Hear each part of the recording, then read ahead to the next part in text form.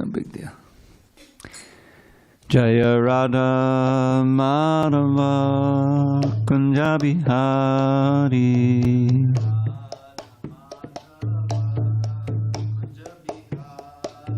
Jaya Radha Madhava Kunja Bihari.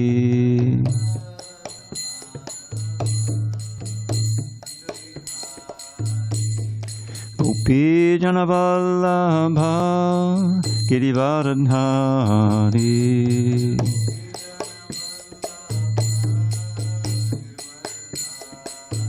Jai Gopi Jana Vallabha Girivardhari.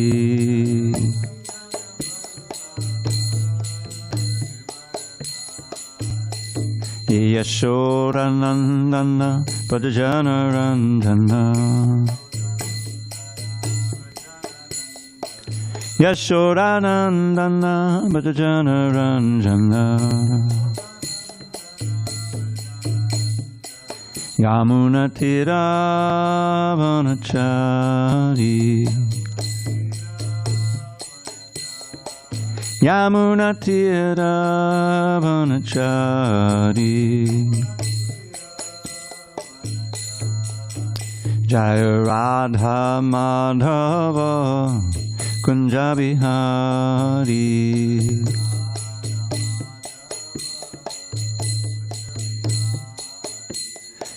Hare Krishna, Hare Krishna, Krishna Krishna, Hare Hare, Hare Rama, Hare Rama, Rama Rama, Hare Hare.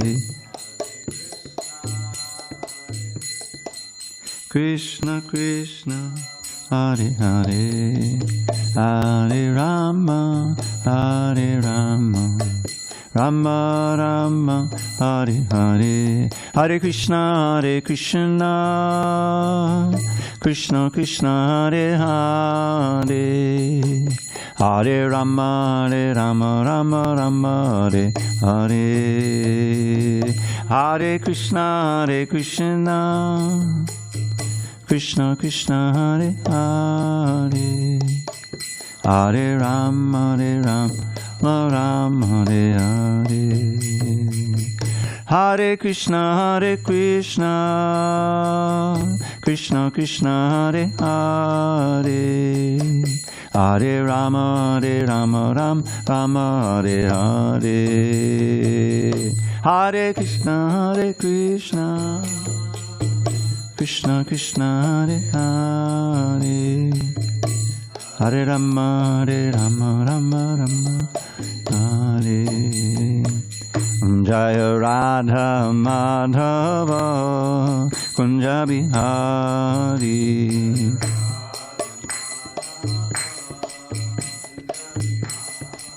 Jaya Radha Madhava Kunja Bihari. Jaya Radha Madhava Kunja Bihari. Jaya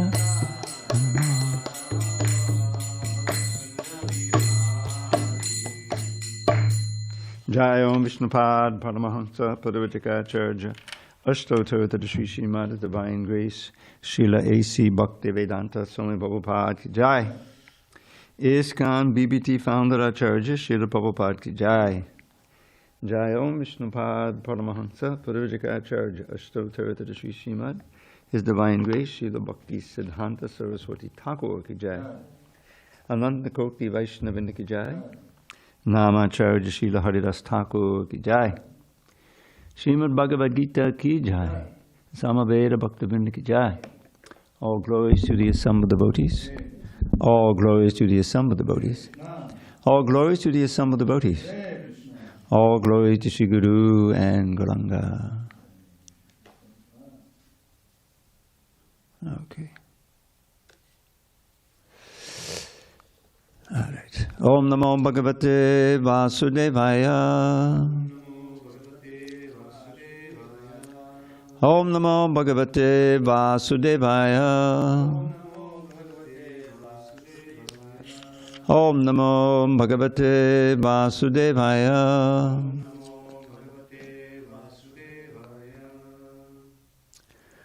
On this 18th day of October, 2023 in San Diego, we're reading from Srimad Bhagavad Gita as it is, translation and commentary by His Divine Grace, A.C. Bhaktivedanta Swami Prabhupada. And we're in chapter 2, entitled Contents of the Gita Summarized. Text number 54 on page 121. Oh, 55? Okay, 55. So that's on page 122. All right. Hold on a minute. Text 55 on page 122. Shri Bhagavan Vacha Prajahati Yada Kaman Sarvan Partha Manogatan Atmani Evatmana Tushtaha Stita Pragyas Tadochyate. Shri Bhagavan Vacha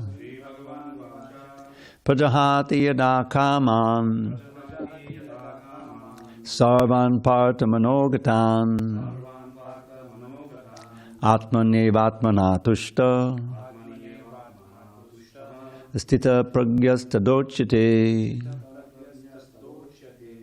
Shri Bhagavan Vacha Prajahati Yada Kaman Sarvan Partha Manogatan Atmanevatmana Tushta Stita Pragyas Tadochyate. Shri Bhagavan Vacha Prajahati Yada Kaman Sarvan Partha Manogatan Atmanevatmana Tushta Stita Pragyas Tadochyate. Go ahead. Shri Bhagavan Vacha Prajahati Yada Kaman Sarvan Partha Manogatan Atmanevatmana Tushta Stita Pragyas Tadochyate. Shri Bhagavan Vacha Prajahati Yada Kaman Sarvan Partha Manogatan Atmanevatmana Tushta Stita Pragyas Tadochyate. Anyone online? Chad, you there? Sri Bhagavan. Yep. Go ahead. Hare Krishna. Sri Bhagavan Uvacha. Shri Bhagavan Vacha Prajahati Yada Kaman. Prajahati Yada Kaman Sarvan Partha Manogatan. Sarvan Partha Manogatan Atmane Eva Atmana Tushta. Atmanevatmana Tushta Stita Pragnas Tadochyate. Stita Pragyas Tadochyate. Word by words. Oh. Okay. Word by word, Sri Bhagavan Vacha, the Supreme Personality of Godhead, said, Prajahati gives up, yada, when, kaman, desires for sense gratification, sarvan, of all varieties, partha, o son of Pritaha, manaha gatan, of mental concoction, atmani, in the pure state of the soul, eva, certainly, atmana, by the purified mind, tushtaha, satisfied, stita pragyaha, transcendentally situated, tada, at that time, uchate, is said. Translation. The Supreme Personality of Godhead said, actually, why don't we read the question before that Arjuna asked? Arjuna said, O Krishna, what are the symptoms of one whose consciousness is thus merged in transcendence? How does he speak? And what is his language? How does he sit? And how does he walk? The Supreme Personality of Godhead said, O Partha, when a man gives up all varieties of desire for sense gratification, which arise from mental concoction, And when his mind, thus purified, finds satisfaction in the self alone, then he is said to be in pure transcendental consciousness. Purport. The Bhagavatam affirms that any person who is fully in Krishna consciousness or devotional service of the Lord has all the good qualities of the great sages, whereas a person who is not so transcendentally situated has no good qualifications, because he is sure to be taking refuge in his own mental concoctions. Consequently, it is rightly said herein that one has to give up all kinds of sense desire manufactured by mental concoction. Artificially, such sense desires cannot be stopped. But if one is engaged in Krishna consciousness, then automatically sense desires subside without extraneous efforts. Therefore, one has to engage himself in Krishna consciousness without hesitation, for this devotional service will instantly help one onto the platform of transcendental consciousness. The highly developed soul always remains satisfied in himself by realizing himself as the eternal servitor of the Supreme Lord. Such a transcendentally situated person has no sense desires resulting from petty materialism. Rather, he remains always happy in his natural position of eternally serving the Supreme Lord. Om Jnana Timarandasya Jnanandana Shalakaya Chakshura Unmidatam Mena Tasmai Shri Gurave Namaha. I was born in the darkest of ignorance, but my spiritual master Srila Prabhupada opened my eyes with the torchlight of knowledge. I offer my humble obeisance unto him and all members of Sri Parampara, the disciplic succession. So I always found this section of the Bhagavad Gita very enlivening and inspiring, and we'll see, as Krishna describes, these symptoms or characteristics of one who is, after all, in samadhi. The previous verse, 53, before Arjun's question, the one that inspired his question, Shruti Vipradipanate Yadastasati Nishala, when your mind is no longer disturbed by the flowery language of the Vedas, and when it remains fixed in the trance of self-realization, then you will have attained the divine consciousness. So let's see what this means, when your mind is no longer disturbed by the flowery language of the Vedas. Now, we're so used to, people today in the West who aren't even familiar with these flowery words of the Vedas, it's not a consideration. So how does it pertain to us? Well, the idea is that these Vedas, this Karma Kanda section of the Vedas, which contains descriptions of the heavenly planets, inducements, to live thousands and thousands of years in an ideal situation, and like that, drinking somaras. So that's something to attract one to work toward, because you compare that to your own situation, and it's a hard struggle for existence, and it's, people dying, you're going to die. In other words, it's conditioned life in the material world. So this is a great inducement. If, of course, if you have faith in it, that you can actually get there to that situation. So we don't have that in the modern Western world. Outside of India, who knows about the Vedas? But we have so many other inducements to try to work toward enjoyment, right? With the advent of the online world, there's a million different sites there's a million different things that you can be attracted to, and somebody else is making money on your attraction. They want to sell you something. They want to somehow or other induce you to engage with them and experience some pleasure, and then continue experiencing and paying, and they can become millionaires or whatever. So there's a tremendous field of enjoyment, seemingly enjoyment. So giving that up is what Krishna is talking about here. To have the mind in samadhi means completely detached from all of that and fixed on the self. Now, of course, we understand that means the Supreme Self, Krishna. But here he's talking about, he doesn't mention himself here. Atmani evatmana tushta, completely satisfied. It's in the verse we read, 55, finds satisfaction in the self alone. So the fact is, the self cannot be fully satisfied by some impersonal realization. Just detaching it from matter and absorbing in Brahman is not going. You're not going to remain satisfied. And that's kind of a given. We have the famous verse: even if you get up to the Brahman platform and you're merged in transcendence, and you feel, oh, now I'm liberated, But you're not, because you're not situated in your constitutional position. And eventually you come down from that platform. So Krishna will, obviously here he's starting out with his answer, the symptoms or the characteristics. So he gives up all varieties of desire for sense gratification. It will become clear in three more verses. Very key verse 59.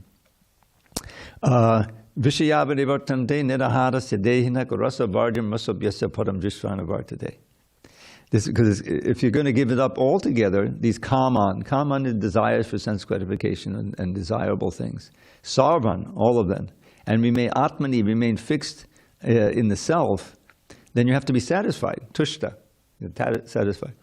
So what he says, he's going to say, this key verse in text 59, Vishaya, the object of the senses. Vishaya vanivartante nirahara siddhena. If you are able to, through force of will, to stop consuming them. In other words, it happens all the time. People get on a diet, right? And there's a whole list of foods they can't eat, and there's a whole list of things they want to do in terms of exercise, right? There's a program.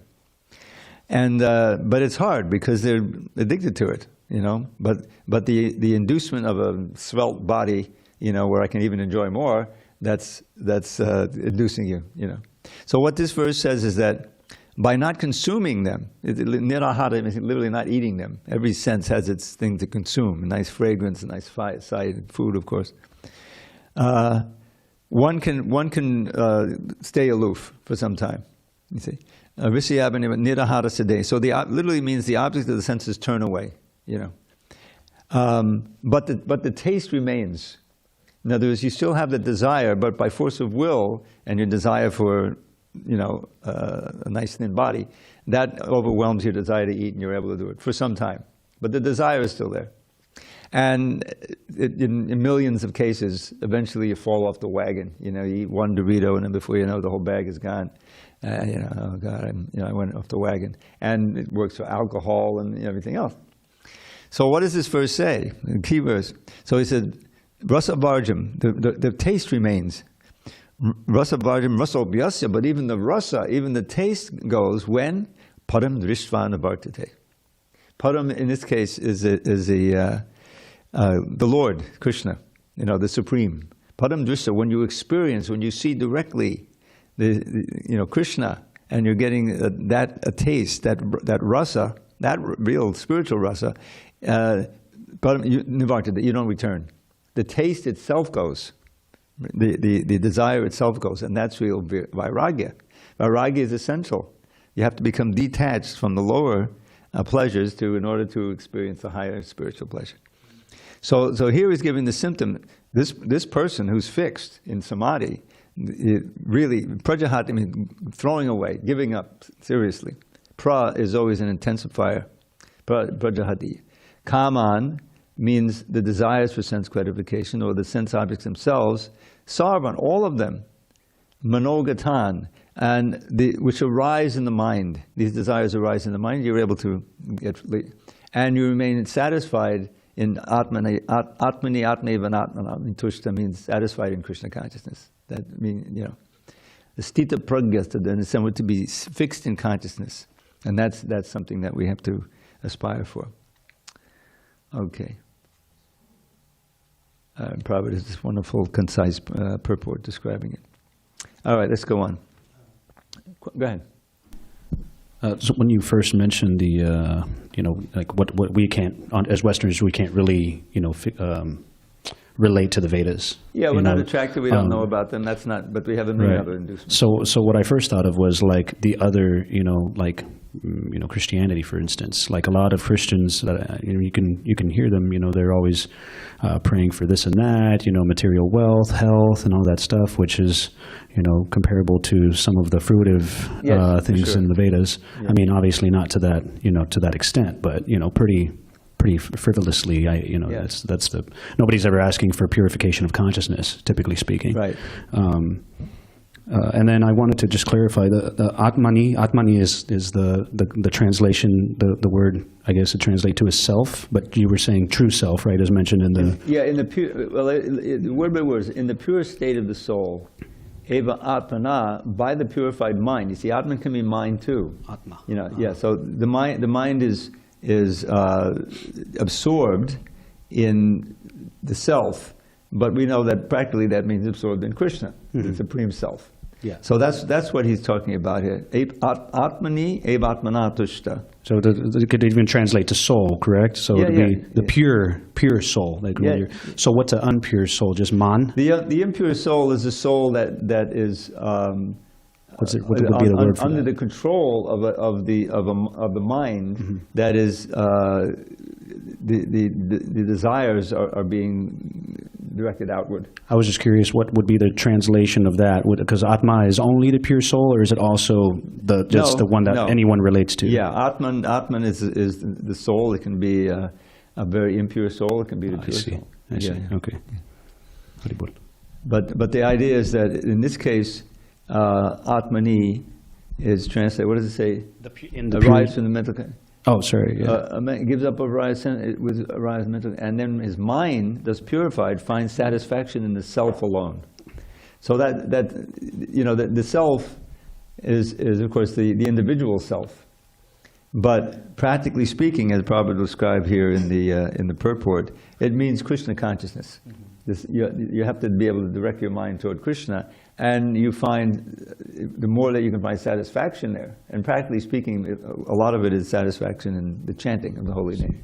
I see. So when one is fixated on mundane or materialism, then they lose their self in a sense. Yeah, you're not. Being implied. Yeah. Then you become dissatisfied. Then you become, oh, if I only had this, or I hanker for this experience, and then you may have it and said, oh, now I'm satisfied, but then it passes away. Then you have to go do it again, and you become entangled in these desires. You're planting a strong desire in your mind to the point it becomes like an addiction. Addiction. So Prabhupada was asked by John Lennon. You know the story. He lived for some time at John Lennon's estate when he first went to England. They didn't have the manor yet. That was later given by George Harrison. But when Krishna's arrangement, you had these 6 devotees go, 3 couples. In 1968, I think they went.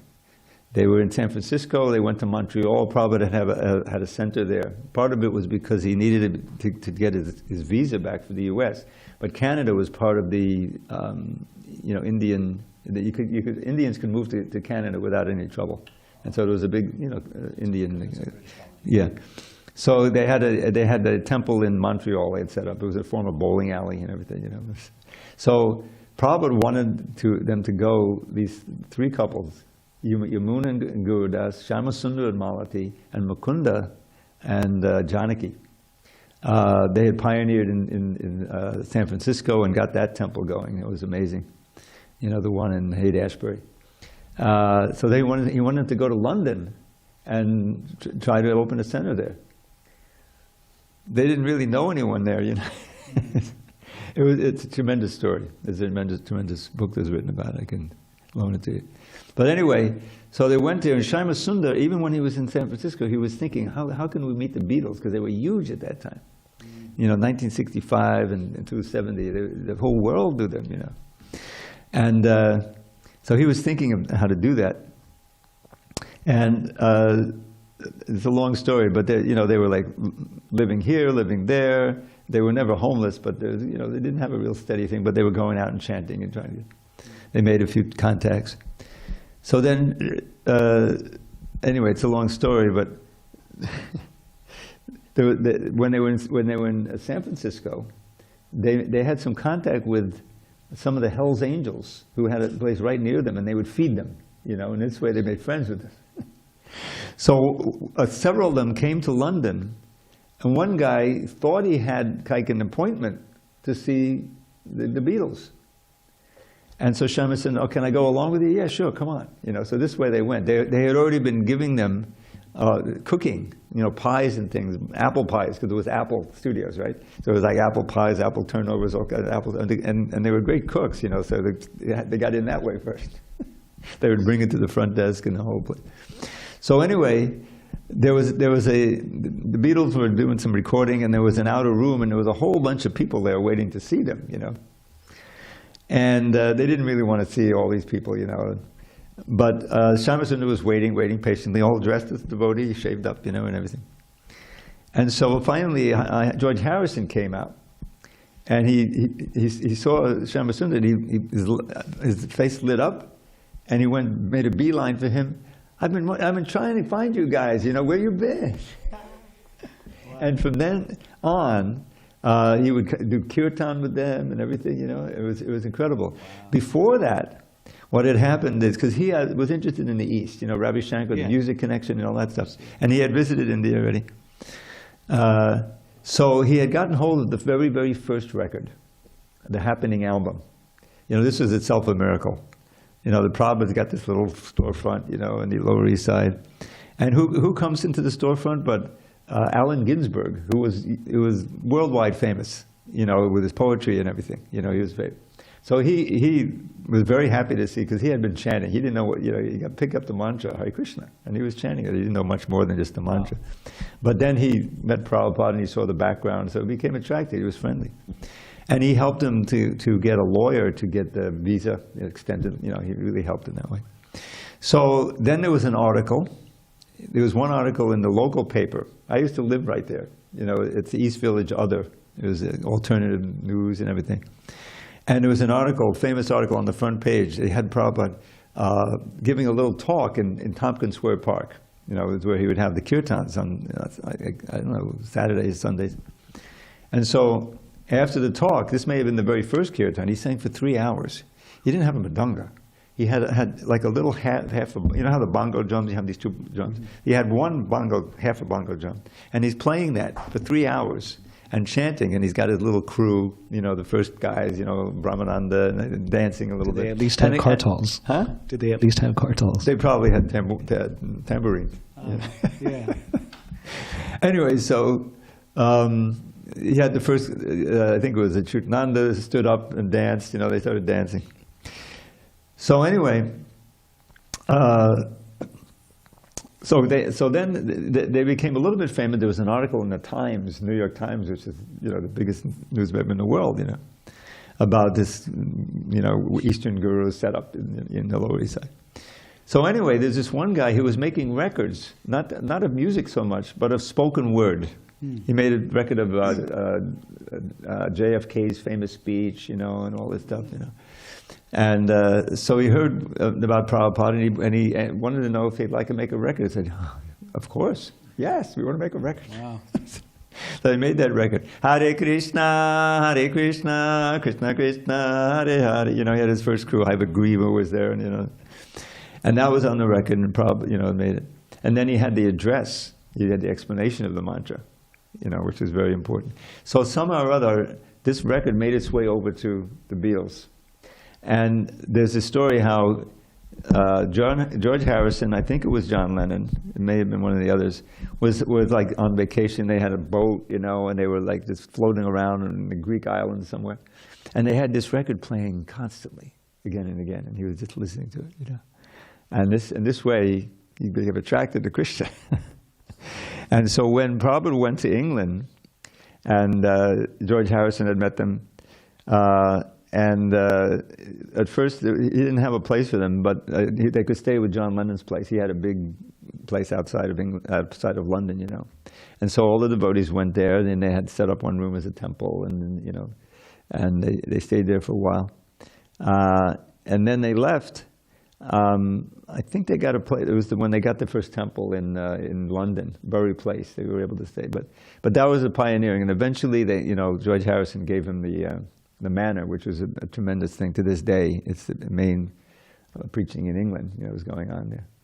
But it was just Krishna's arrangement that everything came together, and you know, and George, he asked Prabhupada if he thinks I should take an initiation.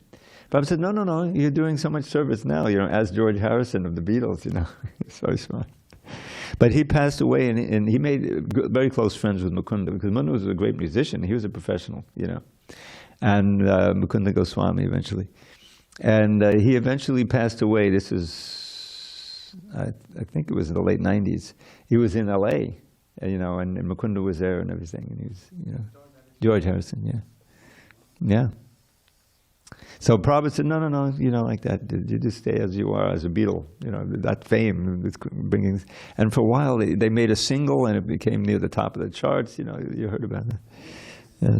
That famous, thousands of people heard, and many devotees were made from that.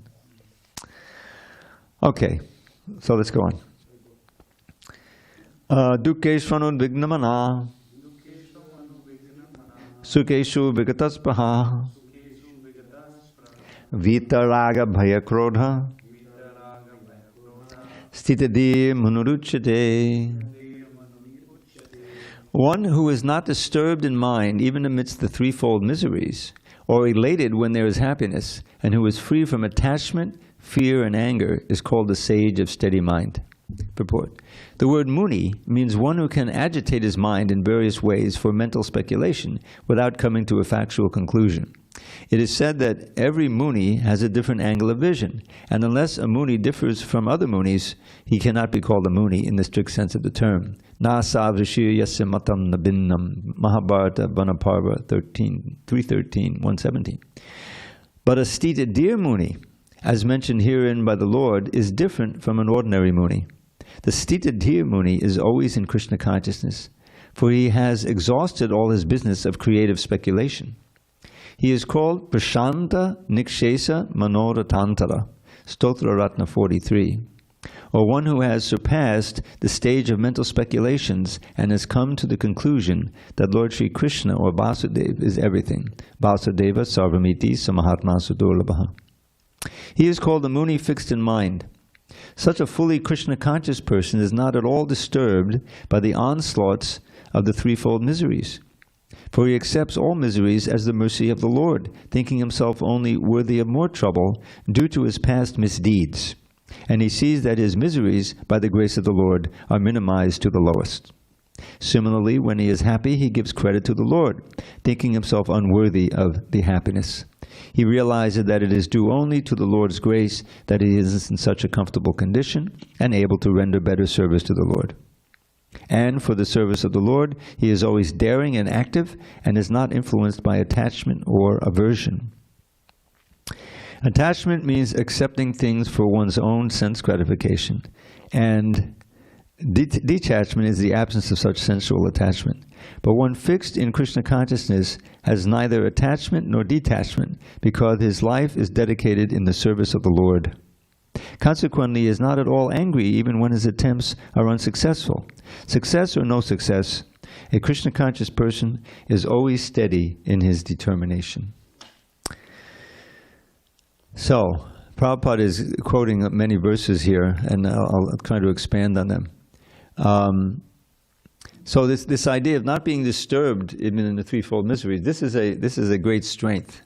We see someone who comes to mind, a very great example in the Shastra, Prahlad Maharaj, and Haridas Thakur is another one. He was able to remain equipoised on both ends. One is the very strong allurement for sense gratification, and one is the very painful experience that you're freaking out because you're in suffering. So he was allured famously by the prostitute and also by Maya personified, but he remained fixed. He's chanting, you see. And the same chanting, when the Qazi's men were beating him in 22 marketplaces, trying to execute him, he was just chanting, and he didn't feel anything. Lord Chaitanya was told him later, I was on your back getting the beating because I didn't want you to suffer, that's why you didn't feel anything. But even if you're feeling the pain, you can detach yourself from the pain. You can tolerate, because your mind is fixed. This comes up in Kapila Dev's teachings. When he's teaching his mother, you probably heard before, if you have heard any of my classes, the Sadhu Sangashtaka. Does that ring a bell? 8 verses about the glories of sadhus. And it's very important. It's right near the beginning of his instruction. And so he starts out with this verse, Pasangam madanam pasham atmanakabhiho vidu saheva sadhu shukato moksha dwaram abhavatam. So this prefix pra, always watch for the pre. We started out, prajahati yadakaman. It always intensifies. So prasanga means very close, intense attachment and association. So here it means attachment. So very strong attachment. Prasangam, adadam, pasham are like very strong ropes that keep us tied to the material world. When your heart is filled with all these desires, you die with those desires, you come back to try to fulfill them. Atmana kavayo vidu. Those who are wise know that Atmana kavayo vidu, they understand that the soul needs to transfer that attachment to sadhus. The very same attachment you have to mundane things and mundane experiences, transfer that to being attached to associate with, strong devotees. So what happens? Pasangam madaram atmana kavayo saesha sadhushu krito, toward the sadhus. And what is the result? Moksha dvaram aparvatam. It opens up the doors to liberation. You see. And then the next question is naturally, well, who's the sadhu? Okay, suppose I take your advice. What do I look for in someone if he's a sadhu? So in 3 or 4 verses, he now explains what the qualities and activities of the sadhu are. So this next verse is very famous. Titikshava karunika suridak sarvadehinam ajata shatravak shantha sadhava sadhubhushana. Sadhubhushana means these are the ornaments of a sadhu. The qualities are like ornaments. So the first is titikshava, tolerant, which is what he's talking about here. Titikshava is tolerant of both sides, the allurements and the pains. And because he's tolerant, therefore he can be merciful. In other words, you try to express mercy, but you get beat back, you have experience in Jesus Christ. In other words, it can be fatal to try to preach sometimes. But if you're equipoised, no matter what, you're not the body, that. So titikshava kara, very merciful. Suridak sarvadehinam, the friend of every living entity. You're not just friendly, you try to help the children and the orphans, and then you go and have a steak dinner. In other words, you understand, you're a vegetarian. Sarvadehin means all living entities, all embodied souls. Ajata shatava, you have no enmity toward anyone. That's the idea. Your enemy is never born. Now, in English, the word enemy usually means a reciprocal relationship. If I say I have no enemies, it means that no one hates me and I don't hate anyone. But for the sadhu, they can often be hated by the demons. But there's still a jata shat. They still have no enemy because they don't have any enmity toward others. A jata shatava, and because of all this shanta, they're peaceful. Deep in their heart, they're very calm and peaceful. Sadhava, these are the ornaments. Now, how do they get those qualities? By being devotees. So the next verse, Kapila Deva is speaking, he's the incarnation of Krishna. So it says, Mai ananyena bhavena bhaktim kurvanti ye dridham. Dridham means very firm and very determined devotion to me, to Krishna. Mai ananyena bhavena, without deviation. This is what the basic way a sadhu becomes a sadhu. Bhaktim kurvanti ye dridham, devotional service to me, Krishna, he said. Bhaktim kurvanti ye dridham. Tapandi vividas tapa naitad mankatachese. And in that absorption of the devotion to me, thinking of me, then they don't suffer from the threefold miseries as much. They might, be getting some disease or whatever it is, but it doesn't freak them out. The mind is on Krishna, and you're able to detach from the body. And then what do? So how do they enjoy? Marashriha ktamrishta shinbandi katayanti cha tapandi vividas. I made a mistake. Mayananyena bhaktim kurvandi yedvidham matkute chakta karmanas chakta swajana bandhava. So what are the symptoms of someone who's seriously the servant of Krishna? Is that they'll give up any activity that's an impediment to devotional service. And they'll even leave their friends and family if they're impediments. The top priority is to increase their devotion to Krishna. And then what they do is manashya katamrishta, they're always hearing and chanting the very delightful vibrations describing my glories. Katamrishta, shunvanti katayanti, hearing and chanting. And the result is that their mind is so absorbed that threefold miseries don't bother them. This was how Haridas Thakur did it. This is how Prahlad Maharaj did it. So in samadhi, thinking of Krishna, that you're practically beyond the body. He wasn't in agony. His father was trying to kill him. So many things, crushed under the elephant. Come on, Hare Krishna. So then he goes on and he tells his mother, okay, these are Taete Sadhavak Sadvi Sarva Sangha Bhavarjataha Taesha Sadhasukato Moksha Dvara Bhavatam. No, not Moksha Dvara. No, Sangha Dosha Harahite. That these are the souls you need to try to associate with. He's preaching to his mother, Devahuti. And the symptom is they're free of all material desires.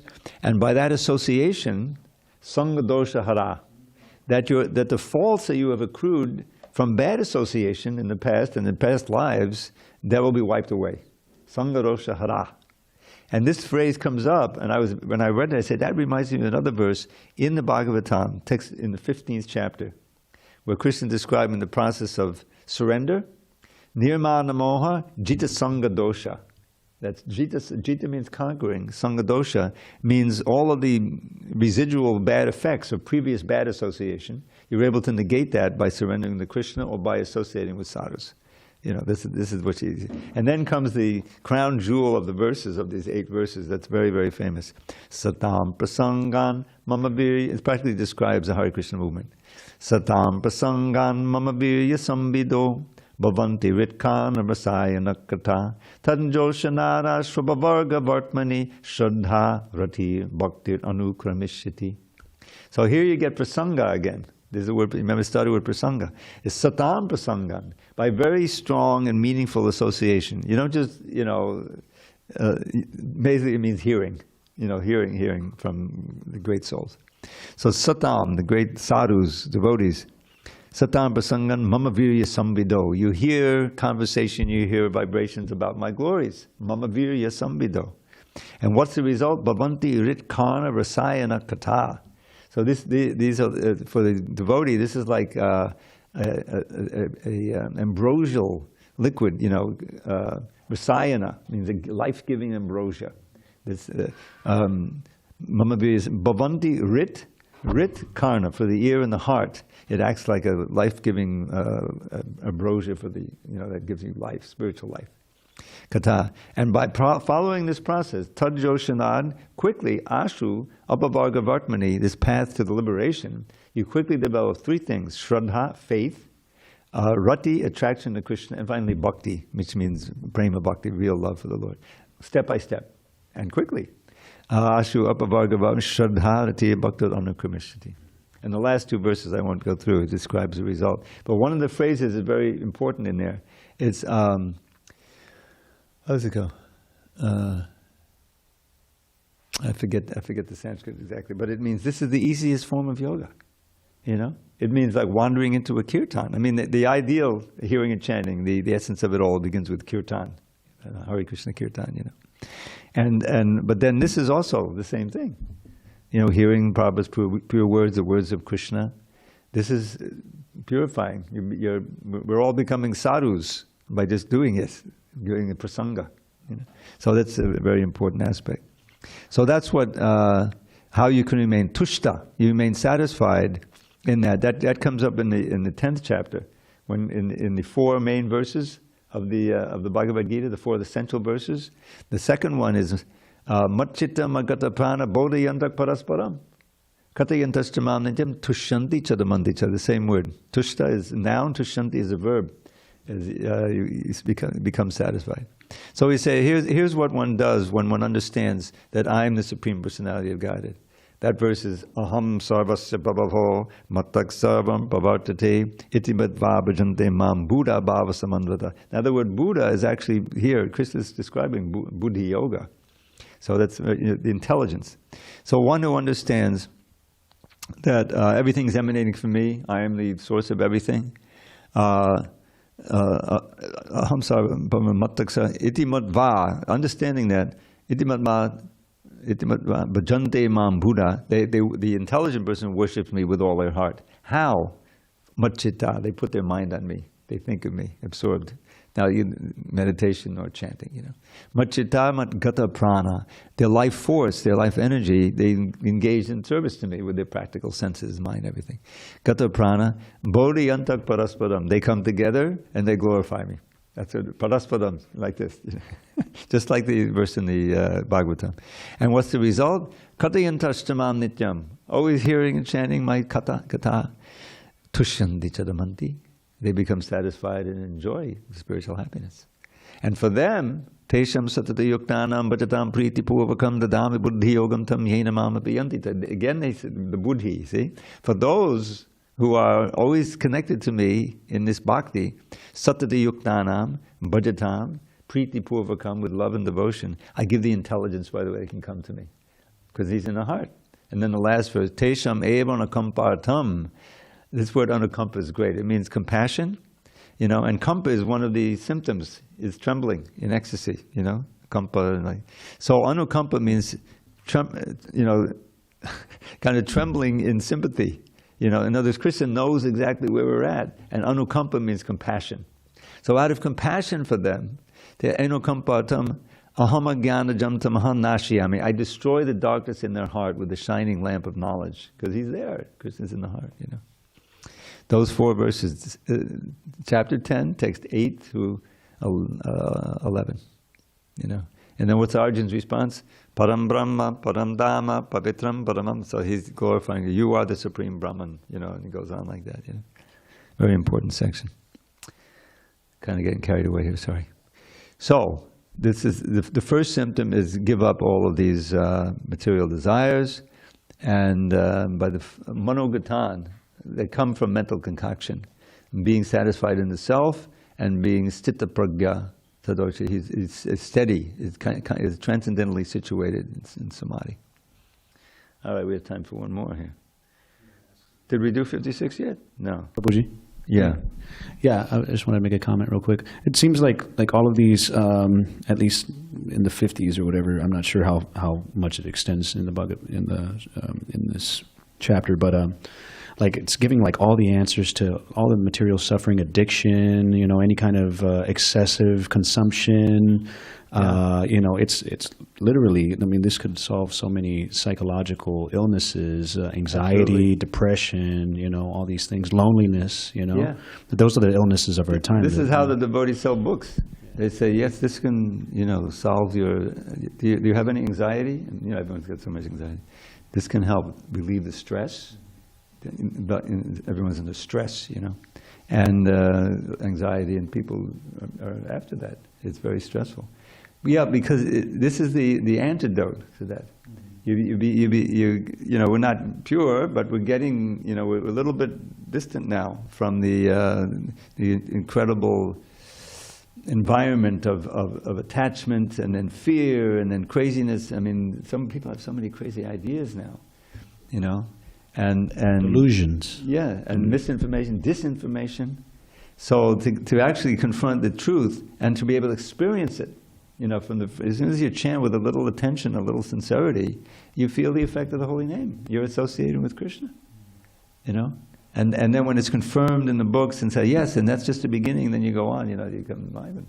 So it's invaluable. All right, let's go on. Okay, text 56. Dukkeshtanur vignamana. I didn't read, did I read this one? Yeah, I read this one already. Yeah, with 57.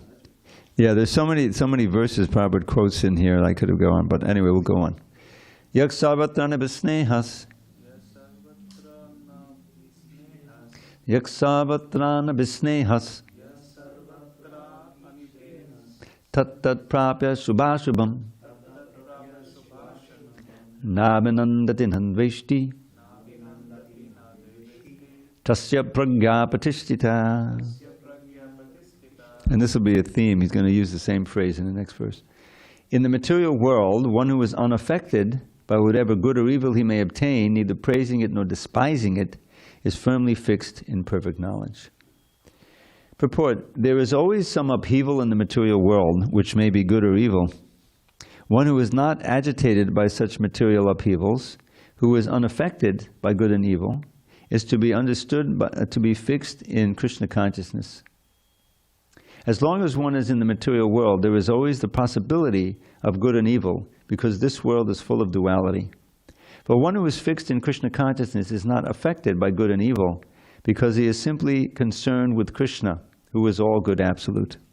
Such consciousness in Krishna situates one in a perfect transcendental position called, technically, samadhi. So, this word,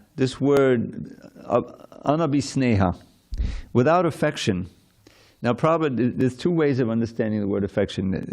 There's the common way where there was some attraction and feeling it's something good that you want to be with some person. But there's also the word affection in English, which you may not know, means to be affected, to be affected by. It's not used so much, but Prabhupada used it in his books a lot. And he's using that. He's getting this word affection and unaffected by whatever good or evil. Now, even the word evil here is not, like Hiranyakashipu and the demon evil. Evil means things that are harmful, that'll cause you pain.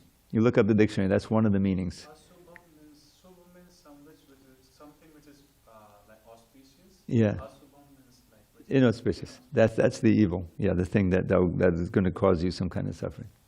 So, one who is unaffected, in other words, you're tolerant. You're on the even keel, because you're fixed in a place beyond just the material. You may be going through difficulties or some disease or threat or whatever, but it's not causing you to freak out, because you have this place in your own consciousness where you're secure. This is why, we read all the time about the great kings and everyone, they retire to the forest, get away from all of the business of being a king and dealing with all that stuff, and even the family, and just you go out, and you're meditating or you're chanting or everything, you're taking shelter of God, and if you're able to do it, of course you have to tolerate so much out there, you can imagine. And you're able to build up your tolerance muscles by becoming fixed in the absolute, in whatever form you're meditating on him. That's one of the basic things, and that's why he's giving this again. There's kind of some redundancy of these. And he doesn't praise it. Dveshti, abhinandati na dveshti. Oh, something's happening. It's great to me. Oh, I'm so lucky. Or hell, this terrible thing is happening. I got evicted from my apartment. And you blame someone. What I mean? That's dveshti. Dveshti is what is it? Envy. Envy has several meanings in Prabhupada's vocabulary. Envy usually means someone has something you want. Jealousy. But envy also means just to bear malice towards someone, just to be, to regard them as an enemy. And that's also envy. So, nadveshti, na abhinandanti, doesn't praise things when it's very good, shubha, and doesn't envy and feel hateful and agitated when it's ashubha. Then that's the evidence of something pragya pratishtita, that your consciousness is fixed in transcendence. So, how to get to that point. 59 is important. And and then the rest of this chapter, there's so many important verses here, 62 to 60, we'll in future days, how the principle of how the mind becomes entangled by meditating the objects of the senses.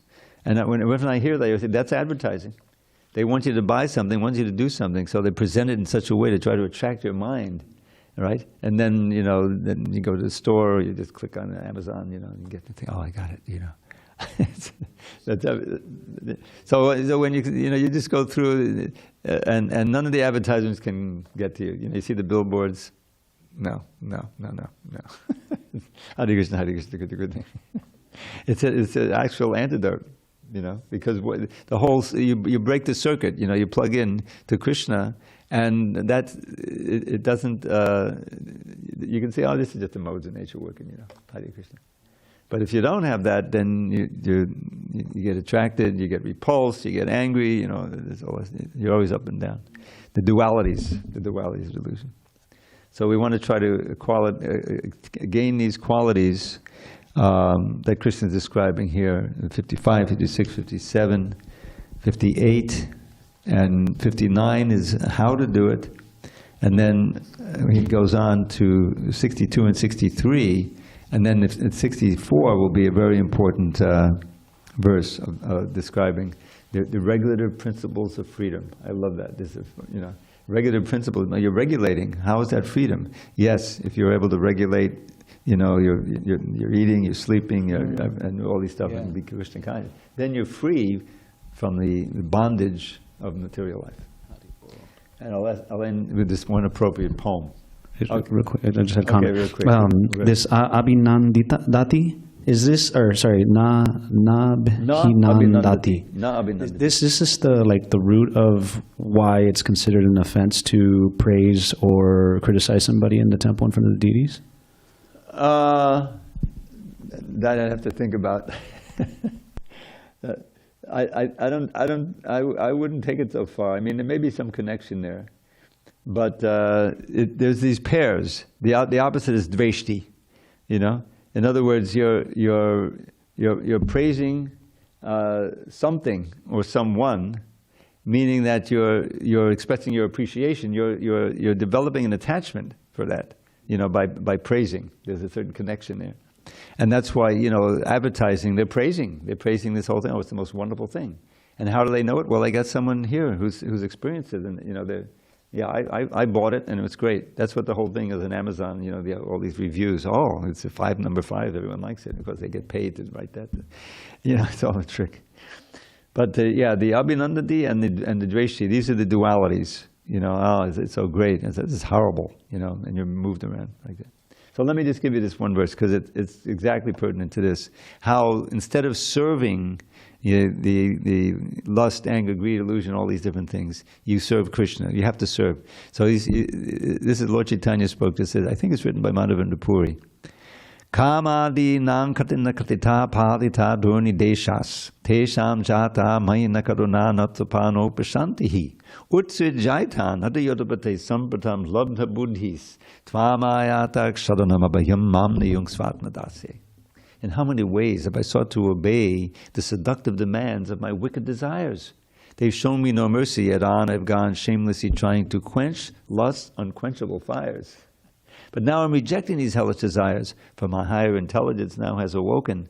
O Krishna, O shelter of fearlessness, please let me serve you with faith that will never be broken. Very important verse. Hare Krishna. All glory to Srila Prabhupada. So we'll resume on Monday. Hare Krishna.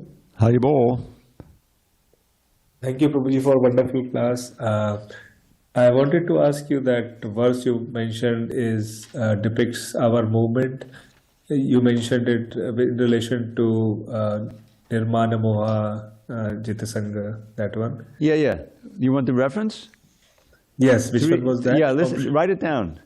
3rd canto, 25th verse, 3:25:25. Okay? Thank you so much. Sure. Prabhuji.